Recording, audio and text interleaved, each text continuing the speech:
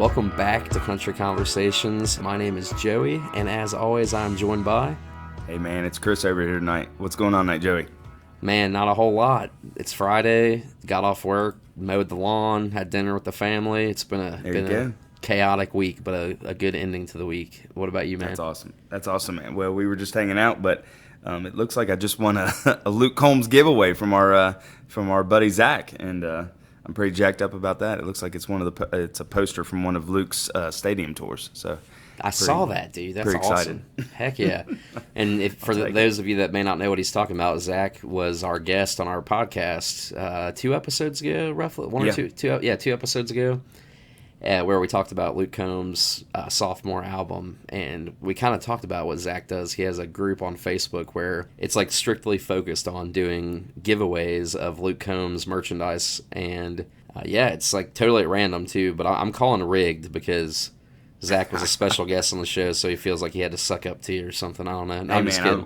Whatever it takes. I don't care. Nah, shout out to Zach. He's always doing good stuff for the Luke Combs fan community, so that's awesome. That's right, man. Yeah, good for you, man. I'm jealous. I definitely entered that giveaway. I was hoping for it because that's a slick-looking poster. You've won a few things from Zach, haven't you? Actually, man, my mom is in there, and she won something and that's cool. Gifted it to me, actually, which was a signed Luke Combs drumstick. So that was really cool. Awesome. Zach did give me, I didn't win it. He just did like a random giveaway to like the first people that commented, one of those super rare Diet Dr. Pepper cans that had Luke Combs' face on it. Those things are so rare that they're nowhere on eBay. Not only are they not available on eBay, I've never even seen one that's sold on eBay. I mean, those things must they were super really be limited. Really be hard to find. Yeah, for sure. And he was cool, man. He sent out a ton of them, and like he covered shipping and everything. It was super nice. But that's cool, man. Yeah, man. What have you been listening to here lately? Oh man, we haven't really jumped into kind of what we've been listening to, or what's been going on in the country music scene recently. So I had to look through and see some of the stuff that I've been listening to. Let me pause real quick. I forgot to mention, guys. Y'all may have seen this from the title, but before we get into the main topic, I want to at least let you know what the main topic of tonight is going to be. We always talk about country music. It's no question that Chris and I love country music. That's like our main genre that we listen to. But we thought it would be fun to talk about our top 5 favorite non-country artists or bands that we listen to or have listened to in our lifetime. So that is going to be the main bulk of our episode. We're going to rank our top 5s. But before that, we're just going to get into a little update on what's been going on out of Music City. That's right, man. But yeah, go ahead, man. I didn't mean to steal your thunder. I just wanted to let people know what's going on tonight. Man. But anyway, go ahead, man. That's right, man. The couple of the songs that I've been listening to a ton here recently, and I mentioned this one to you the other day. Matt Stell's new single. It's called "Man Made."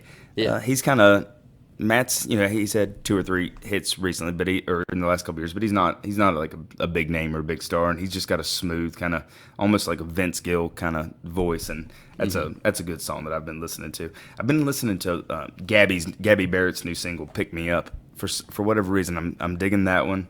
Yeah. And the other one I had written down, which I'm guessing this is going to be Cole Swindell's next single. She Had Me at Heads, Carolina. That thing is stuck in my head like crazy right now. Dude, that's a jam for sure. It is a jam. Yeah, that's awesome. I think you've probably listened to that new Cole record a little bit more than I have. Oh, yeah. So I have not jumped into the whole record a lot, but there are definitely 2 or 3 songs on that record that I'm listening to a lot. For sure, yeah. We have definitely listened to it in our homestead quite a few times. I know today you were listening to the new Zach Bryan record, right? Yes, I listened to the whole record, and then I went back and listened to a few of the songs that stood out to me, and it's really good, man. It's 34 songs, so it's a lot, but it flows nicely. And there were some that didn't really stand out to me very much, because I mean that's a huge project. I mean, we kind of talked about this with Dangerous with Morgan, Yeah. Where some of them kind of, you feel like they just get lost in the shuffle already, where you're like, oh, it sounds great, and his voice is good, but okay, what's the next one? Yeah. And so I've definitely got some standouts. I don't want to spoil too much, because we may cover this project eventually here soon, but... Of course, we're going to see Zach open for Luke Combs at the stadium show in Columbus, so I've listened to Zach some, but I definitely need to jump on board a little bit more to get ready for the show. So I think we'll definitely in a couple of weeks probably cover that album. Oh, for sure. Some of my top favorite songs off there already. Like, these are just preliminary. This is not my solidified list or anything. I really like Younger Years, She's Alright, Cold Damn Vampires, Highway Boys, Something in the Orange, Z and E's version, Billy Stay, High Beams, From Austin, If She Wants a Cowboy. Those are... What was the... Is there one about Outskirts that you sent me? Yeah, that was another one. That one's pretty good too. That one is pretty good. The Outskirts, yeah, that one I already have it on my liked Spotify list. So. Somehow, some way, he has built a huge following. Oh yeah. Without any radio play, it's totally grassroots. Super impressive. Yeah.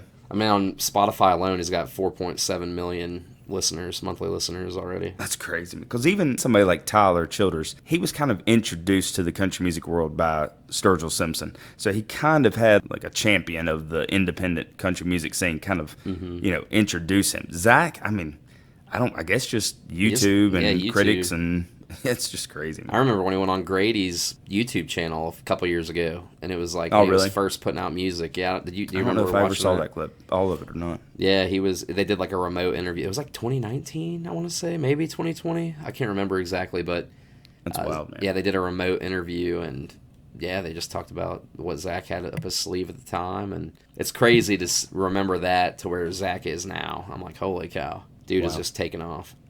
Yeah. But yeah, definitely been listening to that all day. I've kind of been listening to Riley's produced version of Hell of a Way to Go. Has that grown on you any? A little bit more than it did when it first released, but I still prefer the live version, definitely. Oh, yeah. Yeah, I agree. I'm still stuck on Shot Glass by Randall King. That album is that's so good. That's definitely probably going to be on both of our year-end top list, I would guess, for sure. Absolutely. Yeah, such an amazing song. And then Randy Houser, I've been listening to his new songs here lately. Note to Self is really good. I really like that one. Oh, man. Still That Cowboy. I really like that one, too. I haven't listened to that one quite as much. But Note to Self is really good. If you guys haven't heard that yet, go check that out by Randy Houser. Yeah, and didn't they just announced that Randy's going to open tour for Kojo the second half of the year, right? He'll be opening for Cody Johnson. Yep. And then, obviously, the Morgan songs, Don't Thank Jesus and Thought You Should Know. I've been listening to those, burning those up. Not You Proof. I've listened to that maybe twice. Yeah. I just, with all due respect to Morgan, he's killing it. Did you see the rumor or the leak in the last couple of days that supposedly him and Sam Hunt are getting ready to release a song? No, I didn't hear about that. I did hear that rumor that You Proof might be going to pop radio. I did hear about that. I don't know how true. Well, Morgan's already had Heartless at pop radio, but that was a Diplo track featuring Morgan. So this would definitely be the first solo track that Morgan has pushed to pop radio. But it's definitely it's a pop song, so they definitely should push it. It's fun. Like, don't get me wrong, it's definitely like upbeat, catchy, all that good stuff. But I don't know, not my favorite by Morgan, but it definitely is seemingly a fan favorite for sure. Yeah, for sure, man. Ronnie Dunn's been dropping some singles, man. Yeah, that Honky Tonk Town with Jake Worthington. But what's the other one that he released last week? Broken Neon Hearts. Oh man, that one's really good. Classic. Yeah, that's classic '90s country. How old is Ronnie now? Like 68? 68, 69. Yeah, dude, still vocally killing it. Like holy crap. Yeah. Which he's dropping a album just as himself, not Brooks and Dunn. It's Ronnie Dunn. And it's coming out July 29th. So I think it's 11 tracks. Yeah, roughly. This is probably Ronnie's fourth or fifth solo album since Brooks and Dunn stopped making new music, and every single one of them have had 2 or 3 songs that are just absolutely killer. That if radio was still on, on that train, they would be smashes. Oh, for sure. Yeah. I saw a pretty cool that Country Central Instagram account that I follow, and some of our listeners may even follow those guys. I've got a pretty big account, but they do this thing every Tuesday, and I'm kind of getting off a little tangent here, but they do a Hot Take Tuesday every week, and then like Tuesday night, Wednesday, they post like their followers can submit hot takes about country music, and then they post it on their Instagram stories for people to vote yes or no to. And then the next week or whatever, they post the previous week's final results. And one was that country radio does not have the power that it used to. And I don't know the exact numbers, but 90% of voters said agree and 10% said disagree. and they had a picture of Zach Bryan in the background of it. I just thought about that. Speaking of Zach Bryan, you said Ronnie Dunn radio. I don't know. I'm kind of, like I said, I'm kind of going on a tangent here. But would you agree or disagree with that? Well, I mean, the answer is definitely yes, because, I mean, radio used to be the only way that you could find artists. So, I mean, it definitely doesn't. But at the same time, it's still the number one way that people find artists. Like, you know, I mean, which is crazy in today's world. But still, I mean, you think about how many grocery stores and gas stations and offices and sporting events that you walk into, they're playing the radio, you know? You know, and every concert that you go to is being promoted by the local radio stations. And, you know, yeah, we could list, you know, Zach Bryan and Tyler Childers and, you know, maybe Warren a couple Zaders. More. But at the end of the day, every single superstar, even now, was built through radio. The power of the label, man. Yeah, I mean, I mean, obviously with streaming, radio is not as powerful as it once was, but it's still the way to go. You know, I mean, the reason that Luke and Morgan are the biggest stars in country music is because, you know, radio has pushed them. And now they're huge streaming stars, but they would not be huge streaming stars if it wasn't for labels and radio. For sure. I agree. Yeah. I did agree with the hot take, though, because it definitely... Oh, no, yeah. I agree. I mean, it's definitely not I'm on the same page with you. For sure, for sure. Because, to your point, I mean, at one point that was, like, the only way to really discover music other than going to honky-tonks and bars and seeing people just play shows. Yeah. You know, that were up and coming and trying to make it, so... Yeah. Different times, man. Different times, for sure. That's right, man. What else is going on, man? I've got some notes written down here. Last week, Doing This went #1 at radio, so Luke's 13 for 13 at radio. And 14, and then the album's getting ready to come out. 14, yeah. Cold Beer, Call My Name, right? With Jameson. And they released the track listing this past week, and he's got a duet with Miranda on there that should be pretty good. I'm excited for that one. Yeah, that'll be a good one, man. I figured it was either going to be her or Ashley. I was kind of torn. Yeah, I think Miranda is on his label, so it wouldn't surprise me if it was kind of. But I mean, she's as country as they get for sure. So I've been liking her new stuff quite a bit lately. Yeah, she's on a roll. She's actually near in Cincinnati this weekend, but I don't think either one of us are going to be able to make it. Yeah, it's Sunday night and it's supposed to storm too, so I was tough. Like, eh. Yeah. I was on Facebook a little bit before recording tonight, and Eric Church, he's in New York playing Madison Square Garden. Yeah. And Joanna Cotton, I heard she has COVID, so she's not going to be at the show tonight. For those of you that don't know who that is, that's Eric's like backup vocalist / co-entertainer, because she's awesome. Yeah, she's got to be the best backup vocalist in country music. And at times she's not even like a backup vocalist. She's like more powerful vocally than Eric.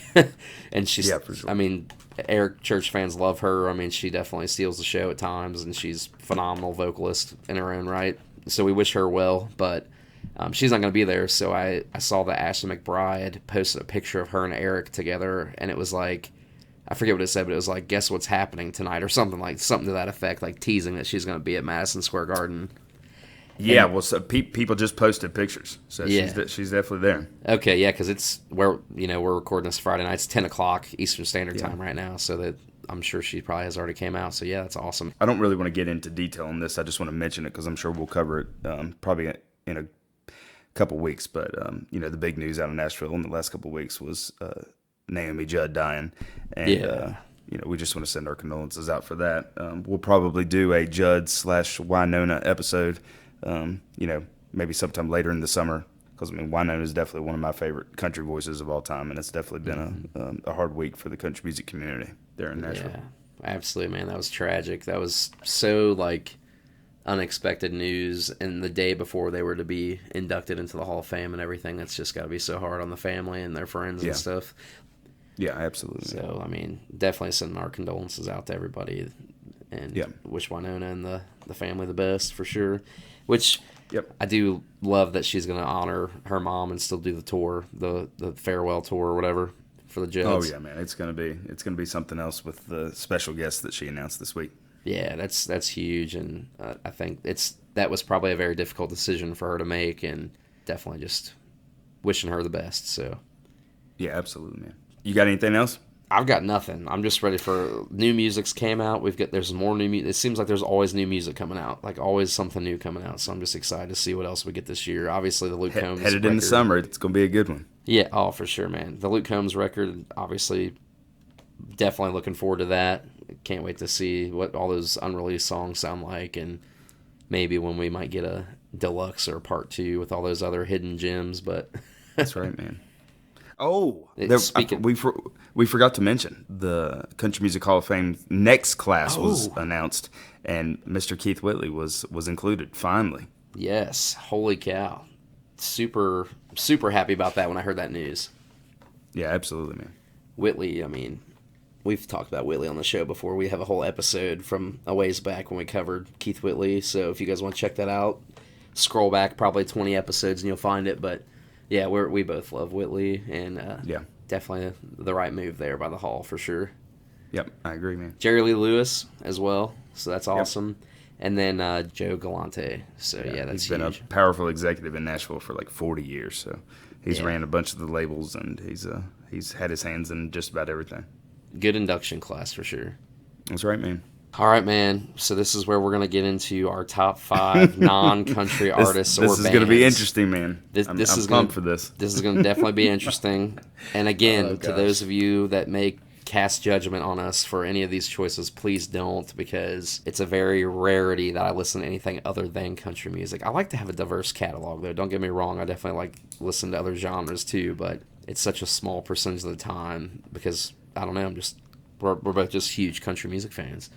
But we thought this would be a very fun and different episode than just talking about albums all the time. So we hope you guys enjoy this, and definitely feel free to shoot us a DM or comment on one of our posts and let us know some of your favorite non-country artists, because we'd love to hear from y'all. That's right, man. But I guess I'll kick it off for the listeners that may be new to the show that may have not listened in just yet and found us on TikTok or Instagram, and this is your first episode. Thank you so much for listening.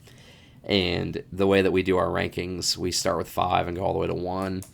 And I usually kick it off. And at number 5, I have got Post Malone at number 5. Ooh, I would say this is awesome, man. We are not going to be able to predict each other's list. I would not have predicted that. So tell me about Post. I love Posty, man, and he's got some country music. He's dipped his toes into some country music. So I guess is he a country? No, I'm just kidding. I think he's got a super unique voice. Lyrically, he's awesome. I love the hip hop rap production that he's got.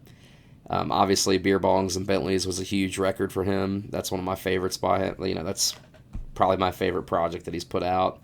Yeah. Had a bunch of hits on it, like Rockstar, which had 21 Savage on it. Psycho, Better Now. Candy Paint was another big one off there. Super popular song. I'll just like Post Malone, man. He's awesome. I know he's put pictures of him and Luke up on social media, and he did a cover, a Paisley live cover song. Of yeah. I forget which one. Wasn't it I'm Gonna Miss Her? Oh gosh, I think it was. I think you might be correct on that one. Gosh, I'm gonna Google it really quick. Post Malone, Brad Paisley, Sir. Yep, I'm Gonna Miss Her, Brad Paisley. I think there's another one too. I think there's like 1 or 2 songs that he like. I know obviously I'm Gonna Miss Her, but I think there might be another cover he put up. I can't remember though. If you listen to just his lyrics, he can write a song. A lot of his stuff could easily be a country song if you just produced it a different way. He can write, man. Yeah, absolutely. That's my number 5, man. What'd you have?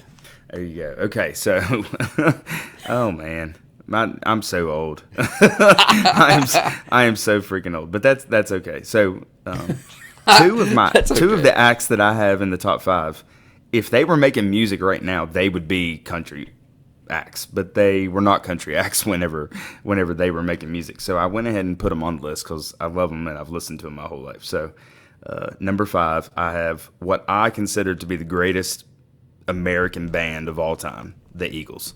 Oh, nice. Yeah, that's awesome. Yeah. I mean, a lot of people would say the Eagles are country. I mean, Take It Easy and Desperado, and so much of their music is definitely country leaning. But like I said, at the time it wasn't. So, but just grew up my whole life listening to the Eagles, and I remember I was 12 years old, 1994, when Common Threads, the songs of the Eagles came out, and that was really the first country tribute album that came out. And that's the album that had "Take It Easy" by Travis Tritt and "Desperado" by Clint Black, and there was just a bunch of country covers. I remember Diamond Rio did "Lion Eyes." I don't know. I've searched for that album forever, and it's been out of print. I can't find it. But ever since then, I've always loved the Eagles, and "Take It Easy," especially Tritt's version, is just so good. It's an amazing song. Yeah. So good. Good choice. All right, man. Number 4. This one. What you got? This is totally different, man. I've got Breaking Benjamin. Oh. Number 4. Oh, tell me about that. One of my favorite bands, dude. I've listened to them since, I don't even know, since Diary of Jane, probably, which that probably came out in I may be wrong here, but 2006 probably. So is that like high school for you? Yeah, I was a freshman in 2006, so I'm trying to see when that came out. I think it was on their Phobia album. Yeah, the Diary of Jane, Phobia, 2006. Okay, cool. That's what I thought. And it was just really good, for me, really good pump-up music. I played football through high school, and I would listen to them in the locker room on bus rides to games. And I've seen them in concert before. They were awesome. They did a show with Alter Bridge and Disturbed a few years ago down at Riverbend in Cincinnati. And I got lawn tickets for $20 a piece or something like that. Stupid cheap. What was that like? A rock show at Riverbend? Dude, it was a lot different than a country show at Riverbend, I'll tell you that. I bet. They were like, when Disturbed came out, it was wild. They were like, I wouldn't necessarily call it a mosh pit, but it was kind of like a mini mosh pit in the lawn area. Yeah. And my wife was like, I'm ready to go. She was like, I'm not used to this. Which we've been to 2 rock concerts together. 3 Days Grace and Breaking Benjamin, I think, are the only 2 that we've, rock shows we've been to. Yeah. And, it was wild. It was so much fun, though. And, I mean, they've, like I mentioned, Diary of Jane, Dance with the Devil, Dear Agony, Give Me a Sign. Those are some of my favorite songs by them. And it's kind of sad music, you know what I mean? But it gets you in your feels. And, I don't know, I just really enjoy them. That's awesome, man. We have never talked about that. I had no that they would have been on your list. See, we're learning stuff tonight. That's right, man. That's awesome, man. If you're number 4, who do you have? Number 4 is another act that has definitely dipped his toes a lot into country music. But number 4, I was listening to his music all day long today. Probably my mom's favorite singer of all time, Lionel Richie. Oh, man. Lionel's amazing. He is, and 10 years ago, last week, he released country record Tuskegee, which has got remakes of all of his songs sung with country artists. And, almost every one of those songs actually were country songs. Stuck on You and, I'm trying to remember that. Stuck on You with Darius is probably my favorite one from that record. But, just growing up, I just loved everything the Commodores and Lionel Richie did. So I've got him at number 4. Nice. So I guess we're gonna roll into my number 3. And here we go, man. It's fitting in the name of their band. I've got 3 Days Grace. Oh, you were a rock guy in high school. I did not know this. I was pretty diverse in high school, man. You might be surprised, but I want to preface with old 3 Days Grace before Adam left the band. That was the lead singer at the time. He left the band and started his own thing. Saint Asonia is his new band. But yeah, I don't get me wrong, I like their new singer. I forget his name and what band. He was in another really popular band before going to 3 Days Grace. They sang Porn Star Dancing, that's that rock song.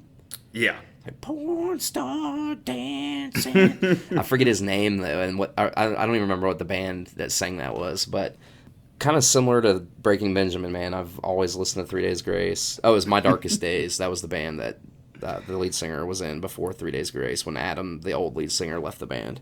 But cool, yeah, 3 Days Grace, man.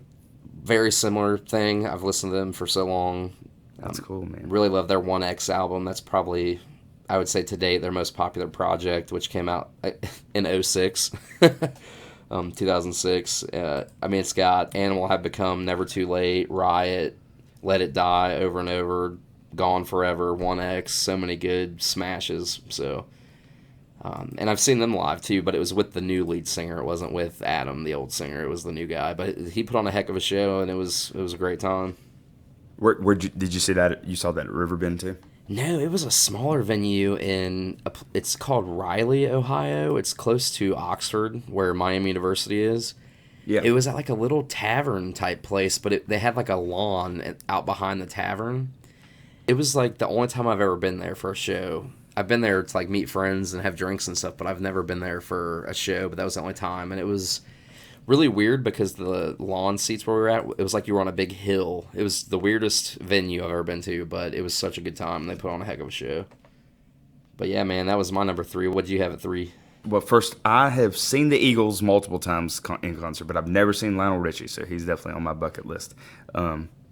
Number 3, I mean, it's crazy because I feel like growing up, country music is like timeless. You know what I mean? Like, if you love country music, you know all of country music. Like, you know what I mean? Like, for sure. You are, 10. We're almost exactly 10 years apart, but no one would know that whenever it comes to country music because if you love country music, you pretty much love all eras of country music, For sure. But when it comes to all these other genres, it's kind of like, like those two rock bands. Timestamps. Yeah, those two rock bands that you mentioned, like if you didn't grab them right at those moments, then you probably missed them as one of your favorite artists, Absolutely. None of the 5 artists that I have listed here are artists that I fell in love with in high school or that I, caught like their actual career. They're all legacy artists that, my family or my friends or, that I listened to as a kid. But they're all older acts, Eagles, Lionel Richie. But number 3, I can't believe I have him at number 3 because for years this would have been my number 1 favorite artist of all time. But number 3, I've got Bruce Springsteen. Oh, nice. That's a solid choice. I've seen Bruce 3 times, I think.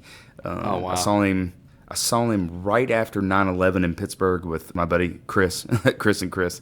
And we stood in line outside in the freezing cold for 7 to 8 hours. It's the only time I've ever done that in my whole life. Gosh. And I was definitely regretting it. I could not feel my hands or feet or anything by the time we got in the show. But just as far as just like a American roots singer-songwriter and kind of a rock star at the same time, it's hard to beat late 70s, early 80s Springsteen. I mean, he's got the pop hits like, Hungry Heart and Glory Days and Born in the USA. He's got that era, but the more rootsy earlier stuff like Born to Run and Thunder Road and then right after 9/11 came out, he put out a record called The Rising, which was nothing but just kind of a story and tribute to 9/11.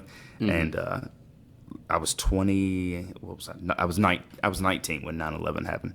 Oh, okay. And that record is just like burned into my memory. That was just such a 19 years old. I was in college and just we all remember where we were when 9/11 happened, and that record is just burned into my memory. And that's the tour that we stood outside for forever to see. And then about 5 years ago, we went back and saw him, and we were literally on the last row. So I've seen Springsteen on the front row, and I've seen him on the last row.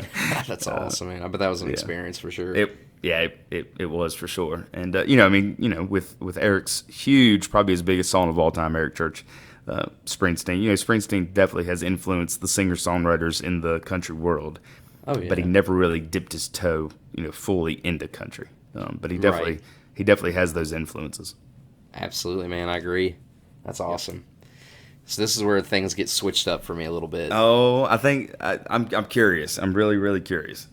So number 2, which either one of these top 2 could be my number 1 favorite non-country artist to listen to. Number 2, though, I've got Eminem. Oh.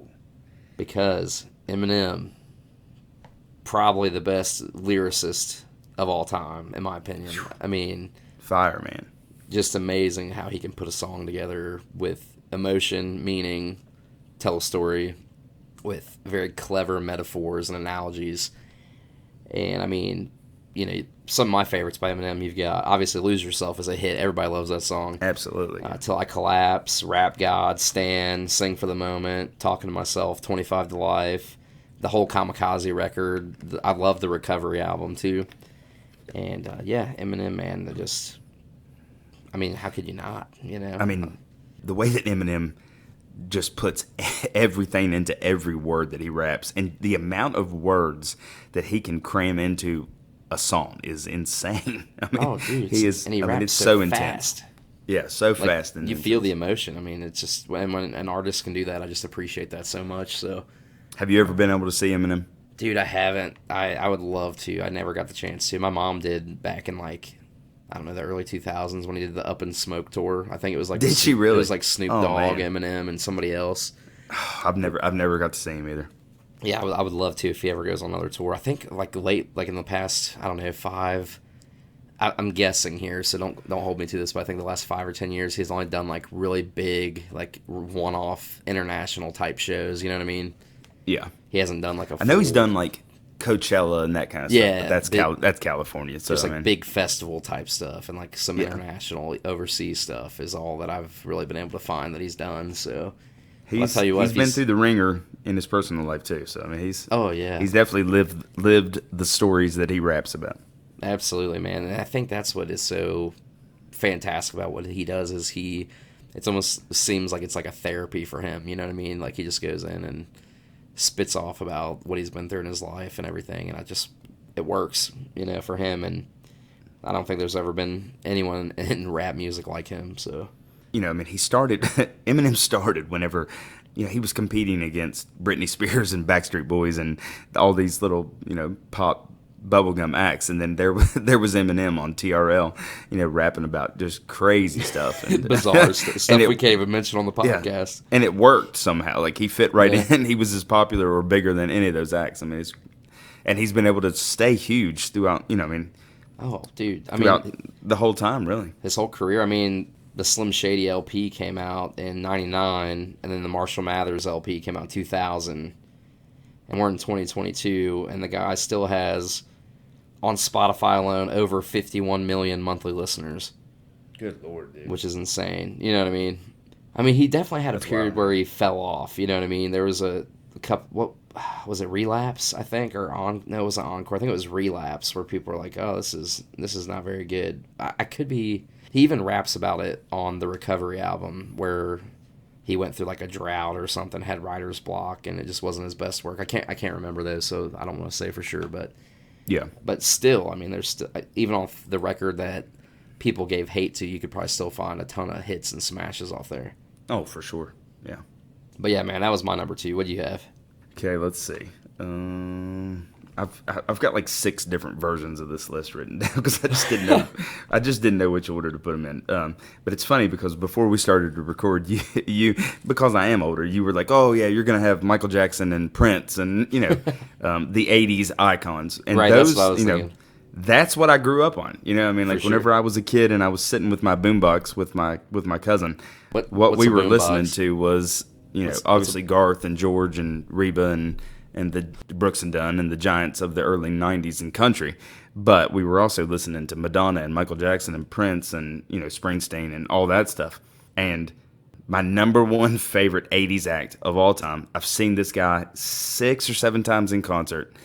And no one would ever guess this except for the people that know me best. And you know me really well, but you would not guess this because we've never talked about this. But Oh, man. number two on my list, Bryan Adams. Ooh, I could have maybe guessed that just with how you talked about the Aldine collaboration, but I don't think I would have Oh guessed yeah, it. you're right. See, there's Bryan Adams dipping his toes into Yeah. country music. Yeah. I mean, everybody wants a piece of country music now. Not 'Cause country collaboration. Well, it was music the is Crossroads. I should say not collaboration. It was the yeah, Crossroads. And then, the Crossroads. then Aldine That's funny. covered in Heaven, but that's Yeah. awesome, man. But He's- Heaven, he's Summer fantastic. '69, Straight from the Heart, the Robin Hood song. There's just when I was growing up, it was just like, everybody loved Michael Jackson and Prince and Madonna and those acts. So I think I maybe, kind of went more towards his music just because he wasn't quite as popular as those acts. And I've seen Yeah. him in like 1,500, 2,000 seat theaters. I saw him at our Little League ballpark about 10 years ago. Holy Just cow. like on a summer night, we were just like, it was just like almost like a fair setting, and most of this music is just stuff that made me feel good as a kid that has just stuck with me, because sure. for the most part, you and I both, as far as the current stuff, it's been country, Oh, absolutely, man. Most Yeah. definitely. It was so hard for me to even think of anything current or modern that I listen to that isn't country. You know what I mean? Yeah. The only person that I mean, and he wouldn't have made my top 5, but probably the only pop artist that I've listened to a ton in the last 10 years is probably Ed Sheeran. He's there's been fantastic some of his stuff that I've listened to a bunch, but they don't really make a lot of like it's just not what it used to be. Melodic pop music anymore, you know? Right. Yeah. Well, and I mean, I always listen to anything Eminem puts out for sure, obviously. Oh, but yeah. I mean, even like Breaking Benjamin, 3 Days Grace, and those two bands that I mentioned. I don't want to give away my number one yet, but I don't even listen to any of their new stuff that much. I just listen to the old stuff. You know what I mean? Yeah. I don't know. It's just like you said, it kind of time stamps. It's like a stamp in time where country music is like timeless, and I could listen if Alan Jackson just put out a new record in the last year or so. I can listen to that. Oh yeah. I can listen to Alan Jackson from the '90s. I can listen to any era of it. But like these artists, I feel like I can only, besides Eminem and my number one, I feel like I can only listen to like certain eras of their music. You know what I mean? That is weird, isn't it? Yeah. Yeah, it's strange. I don't know. But speaking of number one, this number one I might get some got? hate for, and y'all might think I'm crazy. So just keep your opinions to yourself. No, I'm just kidding. Number one, man, I've got Lil Wayne. And number one. Oh, that's what I would have guessed. Okay. We've talked about your love of Lil Wayne before. Love Lil Wayne, man. I mean, come on. I was in high school in 2008. I was a junior in high school. I'm dating myself a little bit here, so all you youngsters, leave me alone. But the Carter 3 came out. But I mean, I was listening to Lil Wayne a little bit before the Carter 3 came out because I'll never forget when I got introduced to his music. My cousin's boyfriend, he showed me the Carter 2. And dude, I was just hooked. I mean, it was just, I had a very diverse catalog of music back then. I listened to country, rock, rap, hip hop, anything. Like I was not as exclusive to country as I am now. And I was hooked, man. I think what's really appealing about Wayne is he has very clever analogies and metaphors. They just are a little bit more thought-provoking because they sound so goofy at first. But then when you actually get it, you're like, oh, that was pretty clever. And something also that I really think is cool about Wayne is, and this, some people think this is not true, but he allegedly doesn't write anything down. He just raps off the top of his head. Every time he gets in the booth, he just goes in and raps off the top of his head. Really? I did not know that. Yeah, he doesn't. He used to write, and then he got a bunch of hate. I'm going off of an interview that I watched probably like 10 years ago, so I don't know. I may be missing some things here. But basically, I guess he was getting some hate from some other rappers, like, oh, you have to write your stuff down, like, you're not a real MC, whatever, Yeah. And so he's like, all right, then. And ever since then, he said he's never written anything down, just goes off the top of his head and just raps. My favorite Wayne record is probably, it's hard to pick, but I love the Carter 3 and Carter 2. And even some of his mixtapes were, in my opinion, just as good, if not better, than his actual albums. Like the No Ceilings mixtape. I don't know if you're familiar with Lil Wayne very much, but enough to know what you're talking about, but not deep dive into each one of the projects. Yeah, okay, but he's got a ton of mixtapes where he basically took like popular songs, tracks, and beats, and did his own rap over top of the beat. And I would say my favorite's probably No Ceilings, and then The Drought 2 and 3 were phenomenal mixtapes, and then he had Sorry for the Wait 1 and Sorry for the Wait 2, and those were all fantastic projects. Just as good as a record, man. Just as good putting. I mean, he's super especially back then. He was prolific, man. He was putting stuff out like crazy. I mean, yeah, he went through like a really rough time because the Carter 5 came out in 2018, but the Carter 4 came out in 2011. So I'll just run through a quick timeline really quick.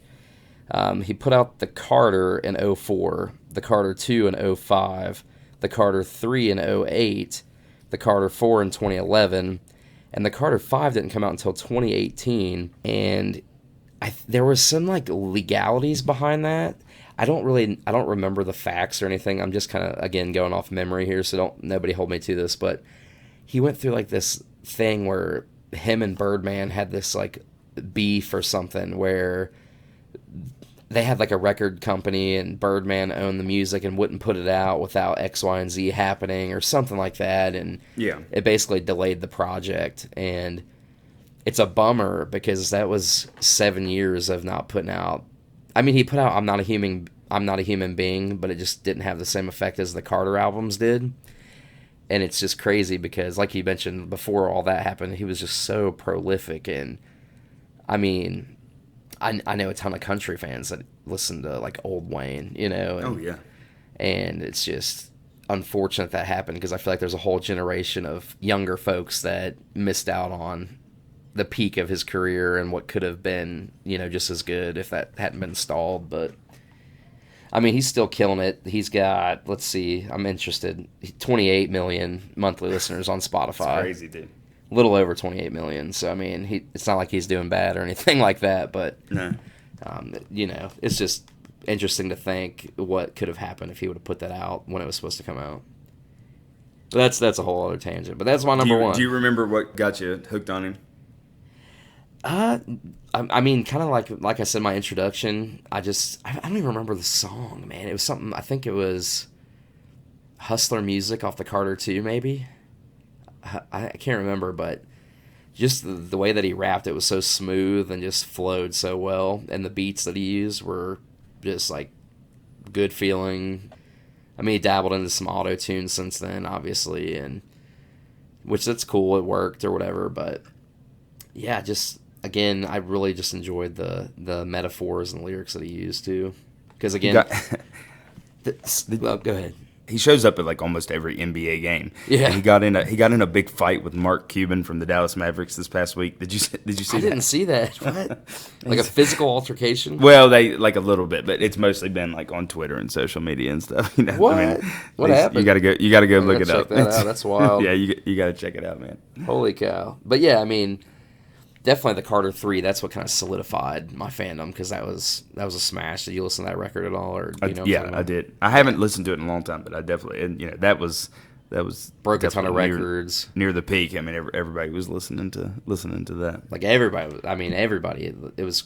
I mean, I live in a small rural town and went to high school with a bunch of like country kids, and they were all listening to it and wearing flat bill hats and stuff. You know, it was like a movement, Lil Wayne movement, dude. I'm telling you. For sure, man. But yeah, man, that's my number one favorite non-country artist to listen to. I'm anxious to hear what you have at number one. I don't think you would guess this. Probably not. Probably not. My number one act. When I was little, I guess my family listened to country music like Kenny and Dolly, that kind of stuff. But until like probably Randy Travis and Keith Whitley came out, and then obviously the 90s stuff, we didn't really listen to a ton of like 80s country music. So like I said, Eagles, 70s, that kind of stuff we listened to a ton. But the number one thing that we listened to in my family, like at home with my mom and my dad, was Motown. And, Lionel Richie and Stevie Wonder and the Supremes and the Jackson 5 and, just all of that amazing 60s R&B music that came out of Detroit. My number one artist of all time, probably my number one artist,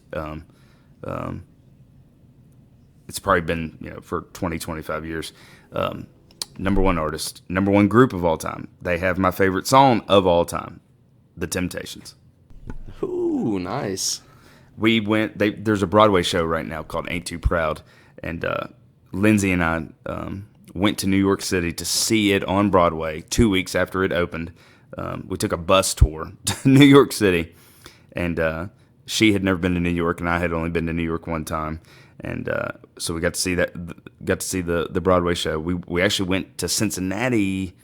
I don't know what was that, a month and a half ago, and saw it again at the Aronoff Center there in downtown Cincinnati. But growing up, I think I was 10 years old. NBC did a mini series on the Temptations. It was like not a fictional, but a dramatized version of their story. And I watched it, and it was one of those things that I taped, and I just watched it over and over and over again. In 1992, there was no DVR, there was no internet, there was no nothing. Right, so, you couldn't rewatch anything. When you got obsessed on something, you just watched it over and over and over. And, like I said, My Girl, Ain't Too Proud to Beg, Just My Imagination, Wish It Would Rain, Get Ready. There's just so many of those old classic R&B songs that they did that I've just always been hooked on. That music, and like I said, the Jackson 5 and Stevie Wonder and just all of that old Motown stuff. It's good stuff. I think they're coming. I forget where. They're actually coming to So Charleston we used to have Charleston where I live used to have what they billed as the largest small town festival in the nation, and it was called the Charleston Stern Wheel Regatta. And we used to have like Reba and George Strait and like these crazy huge acts. And they canceled it because it got a little bit too big and a little bit too rowdy, and it got a little out of hand. But they're bringing it back this year, and they're going to do a 4-day festival, and it's live music free at nighttime. During the day, it's carnivals and food and just a huge party. And Martina McBride is going to do Saturday night, and Friday night is the Temptations and the Four Tops. So that's gonna be a pretty good July 4th weekend here in Charleston. Absolutely, man. That sounds like a fantastic time. Heck yeah. And it's the same people that are putting on that free show that Drew's doing. Oh, nice. Drew Parker, what was that, July 15th? 15th. That's a Friday. Yeah. I mean, so I'd love to make it out there. That'd be fun. They're stepping their game up here this year when it comes to music. That's fantastic, man. You got some honorable mentions? Yeah, I was going to say, there you guys have. There's our top 5, so we're going to roll into a couple honorable mentions. We'll just run through these real quick. I've only got a couple here.